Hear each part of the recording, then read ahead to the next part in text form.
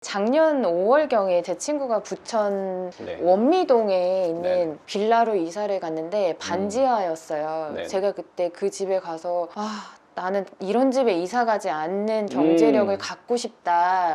적어도 이런 환경에서 살고 싶지 않다. 이런 마음이었거든요. 그 친구가 그 집에 이사를 들어갈 때. 네. 근데 그 집을 계약하러 온 집주인이 정말 예쁜,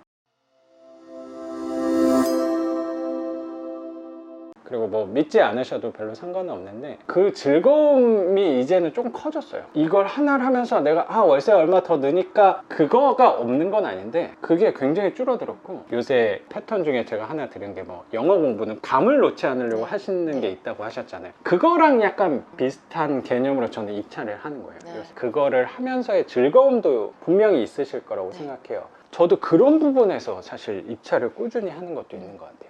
분명히 예전보다는 횟수나 량에 있어서는 적긴 하죠. 그런 얘기를 저도 가끔 물어보시는 분들이 계셔서 선생님은 도대체 목표가 몇 개냐? 목표 자체가 이제 없어요. 영어 실력의 목표라는 게 제가 생각할 땐 의미가 없다고 생각하거든요. 그냥 나는 하는 거야. 저도 비슷한 것 같아요. 나는 내가 죽는 날까지 그냥 이거를 선생님 영어 공부하는 것처럼 그냥 한다는 거에 그 즐거움만 생각하려고 노력을 좀 하는 거 아니에요. 저는 아직 제 목표에 도달하지 못했어요. 그래서 그래요? 더 앞으로도 계속 꾸준히 할 생각이고요. 그래요? 다른 직업을 가질 수도 있겠지만 제가 가지고 있는 빌라들이 현금 흐름을 계속 만들어주면은 또 다른 어떤 일을 하던 간에 더 즐겁게 집중할 수 있을 것 같은 맞아요. 생각이 들어서 지금 할 수 있을 때 더 열심히 집중해서 이거를 이제 세팅을 해놓으면 진짜 하고 싶은 일에 더 집중할 수 있을 것 같은 생각이 들고요. 그러니까요.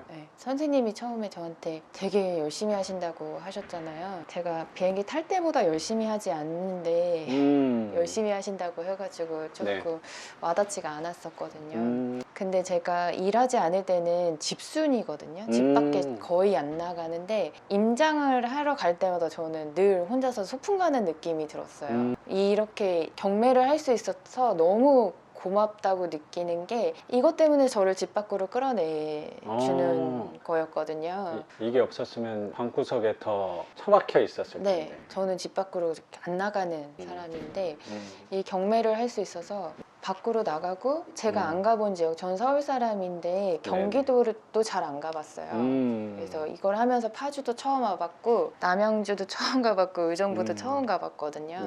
그래서 저는 너무 즐거워요. 경매를 진작 했어야 되는 거 아니었나, 그러면 전국 팔도를 다 돌아다닐 수 있었지 않았을까 이런 생각도 드는데 그렇죠. 쓸데없이 해외만 돌아다니다가 지분이 1도 없어요. 그렇게 다녔던 해외에는.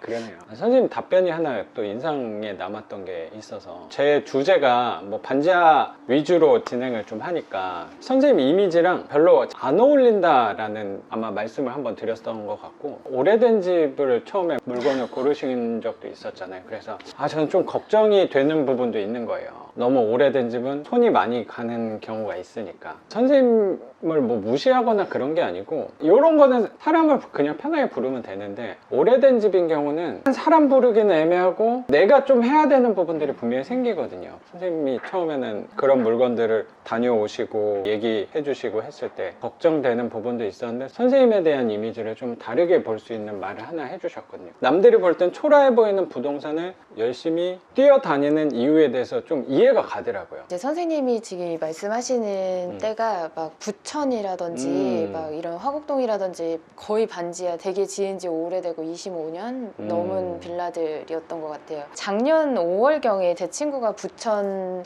원미동에 있는 빌라로 이사를 갔는데 반지하였어요. 제가 그때 그 집에 가서 나는 이런 집에 이사 가지 않는 경제력을 갖고 싶다.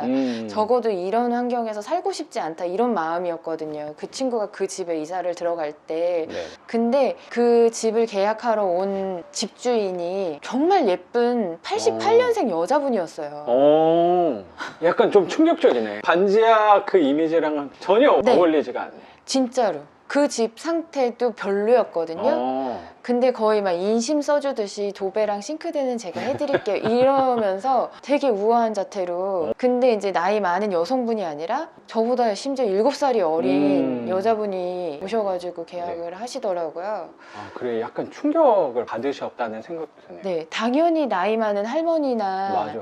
아저씨가 오셔야 되는데 계약서를 이렇게 쓸 때 임대인과 임차인의 주민번호를 보잖아요. 근데 제 친구의 주민번호가 있고 그분의 주민번호가 있는데 88년생 여자분이신 거예요. 약간 충격적이다. 네, 저는 네. 그때 그게 되게 충격이었어요. 아니 저도 충격적일 것 같아요. 연세 있는 분이 왠지 주인일 것 같고 허름한 분이 주인일 것 같다는 네. 생각이 있는데 젊고 세련된 사람이 주인이라고 딱 나타나면 그때 이게 뭐지? 그러니까 저 여자는 왜 이런 집을 갖고 있을까?